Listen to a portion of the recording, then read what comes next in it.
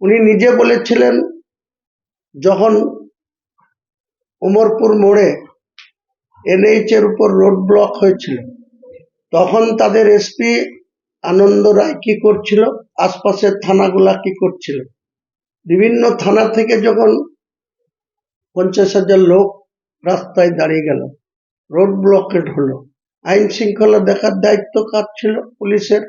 সেখানকার এসপির, সেখানকার ওসিদের, আইসিদের, এসডিপিওদের, তারা সেখানে ব্যর্থ হয়েছে। উল্টে পুলিশের গাড়িতে অগ্নিসংযোগ হয়েছে উমরপুরে। তারপরে ফলস্বরূপ হরগোবিন্দ দাস, তার ছেলে চন্দন দাস নৃশংসভাবে খুন হয়েছে।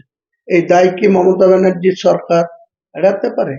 এই দুটো নৃশংস খুনের জন্য আজ 13টা ফ্যামিলি আজকে শেষ হয়ে গেল, লাইফার হয়ে গেল তাদের। আমার যতটুকু জানা, পুলিশ সব জেনে 9টা ফ্যামিলিকে ফাঁসি দিল। যে 13 জনের সাজা হয়েছে ওই ঘটনার সঙ্গে 4 জন যুক্ত ছিল। তাহলে পুলিশ আর যারা যুক্ত ছিল তাদের কেন পুলিশ খুঁজে বের করতে পারলো না? এ দায়িত্ব পুলিশকে নিতে হবে, পুলিশ মন্ত্রীকে নিতে হবে। তাহলে উদর ঘাড়ের বোঝা বুদর ঘাড়ে চাপিয়ে দিয়ে মুসলিম প্রীতি দেখানো, মুসলিমরা জাগবে। আগামী ভোটে গোটা বাংলার মুসলমানদেরকে বলবো যে অকর্মণ্য, তোলাবাজ, দুর্নীতিগ্রস্ত সরকারটাকে বিদায় করতে হবে।